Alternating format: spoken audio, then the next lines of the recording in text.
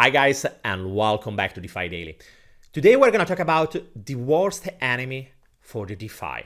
And yes, I'm talking about the Fed that with its move of increasing the interest rate, it is putting at risk the whole DeFi ecosystem. And not simply because the amount of interest rate that is increasing will have an impact into the economy, and that's indirectly will affect the DeFi ecosystem. That's not the only point. Unfortunately, there is something else that not so many people are talking about.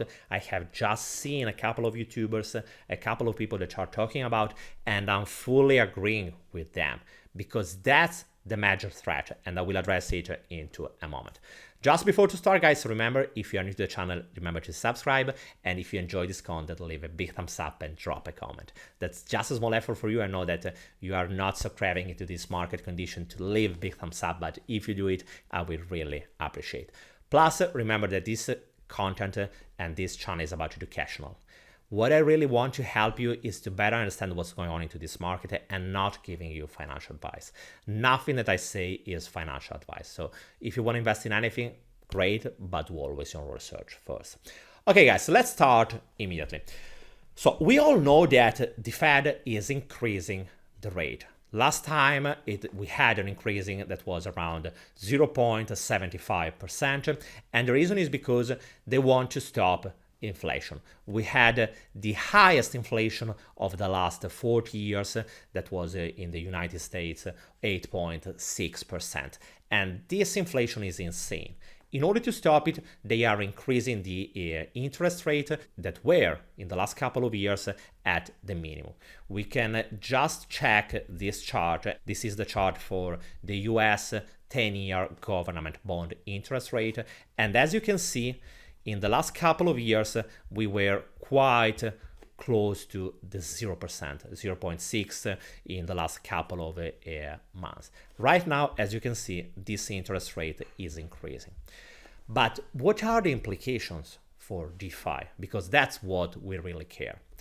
First of all, we need to understand that in the moment when we are talking about DeFi, we are not simply talking about a nice technology that is just bringing some new kind of philosophy and people are just embracing it, they are just using it just because it is so cool or because it is decentralized. Money are always calling for just new money, nothing else. That's the base of any kind of financial system. So people that has money, they just want to earn more. And they are looking for the most secure and the highest yield possible. So that's the basis that we should start from. What does it mean? It means that in the moment when the interest rate by the Fed is going higher, also the yield that is produced by the government bond is increasing. And that's something that you should take in account because the government bond is the asset that is considered the most secure by the average investor. So guess where all the funds will go if the government bond is offering a higher kind of yield. And you can check it also from this interface. For example, it's coming from Bloomberg. And as you can see here into this column, you will see that the yield, it is increasing in the last year or so, in the last month. And it's due to the fact that the Fed, it is increasing the interest rate. So it means that in this moment we are having bonds that are considered the most secure investment that are increasing into the yield.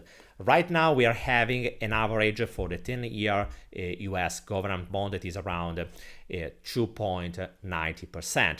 And this number is increasing. Imagine that this number is going to have to go be around 5 to 6%. What are the implications for DeFi? We have been talking several times about Anchor protocol and how that 18-19% was an insane APY.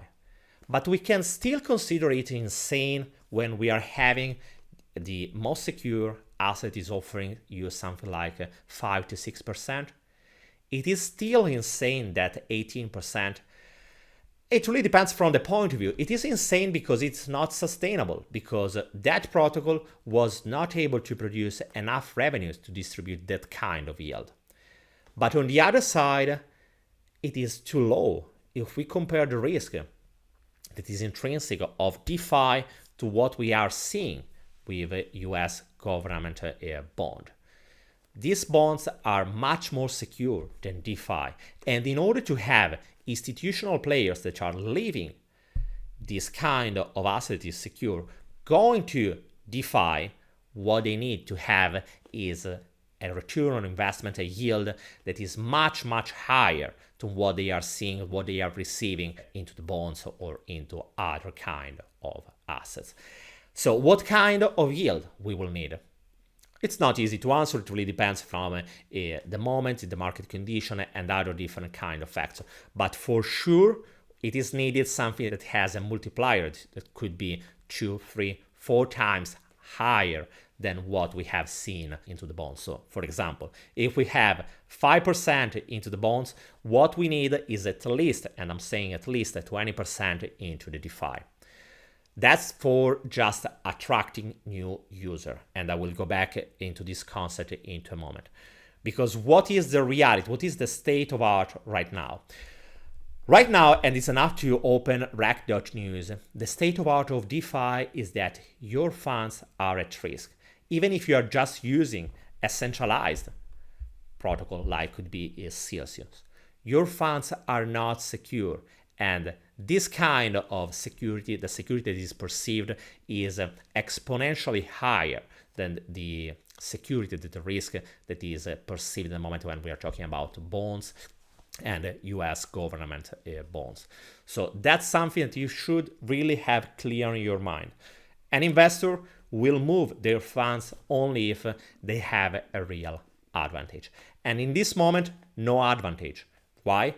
For the simple reason that centralized platforms are offering, yes, a yield that is higher, but they are not perceived as secure as a bond. DeFi, as you can see, it is full of different kind of hack or different kind of rug pulls and people that are losing funds. So if this is the state of art, it is difficult to attract new capital. But what about the funds that are already into the DeFi ecosystem? As you can see, we had a peak last November with something like 180 billion that were locked inside the DeFi. Right now we are seeing a declining in value that is locked into DeFi, and most of all this decline is due to not really, or at least analyzing the different data, it doesn't look like that people are escaping for DeFi. But this kind of drawdown is related to 2 main reasons. First of all, the price of the different assets that are locked into the DeFi is going down. We have seen that Ethereum is going down by its all-time high by around 70%, 75%, something like that.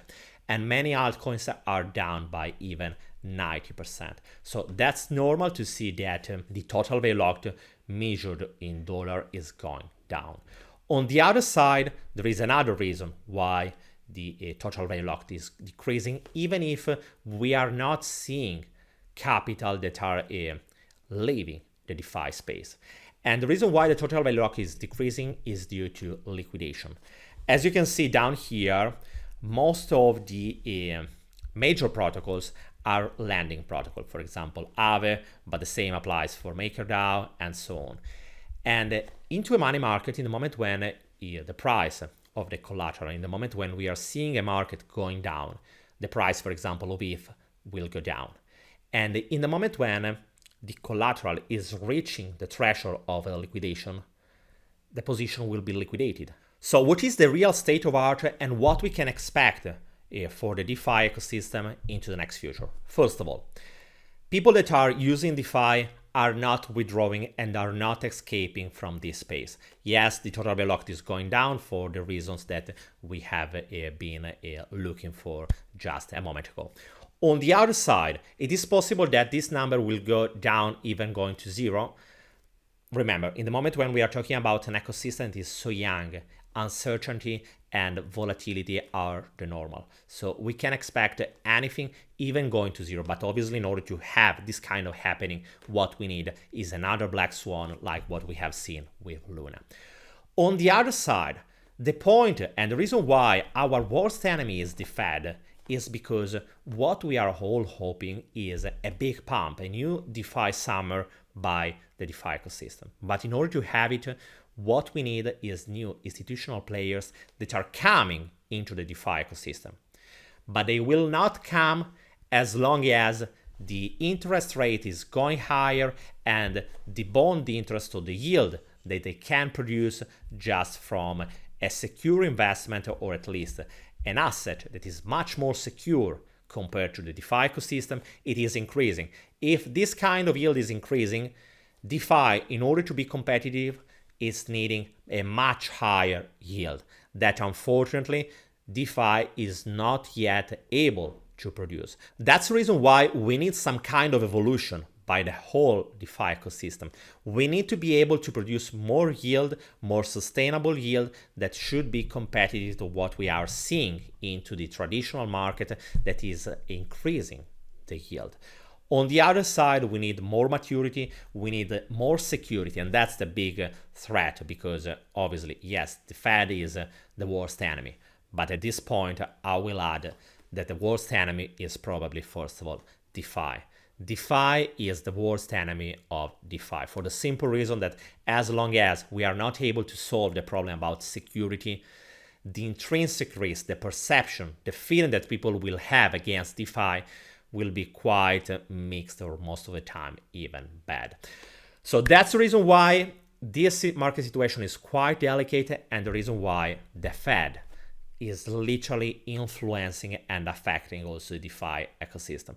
What we need in order to have more adoption by institutional players is, from one side, having obviously more security and higher yields, and on the other side, having the Fed that is going again to decrease the interest rates, because as long as the yield for government bonds is increasing, many institutions will not be so craving to join DeFi. In the moment when this kind of yield is going down again, exactly as we have seen into the DeFi summer, because look at this.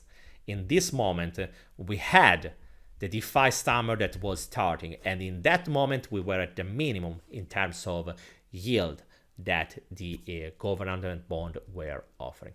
So guys, let me know what do you think about this topic. Let me know what do you think about the Fed, what is the worst enemy for the DeFi ecosystem, and how, in your opinion, institutions will behave, and in which moment and why they will join and they will embrace also the DeFi ecosystem.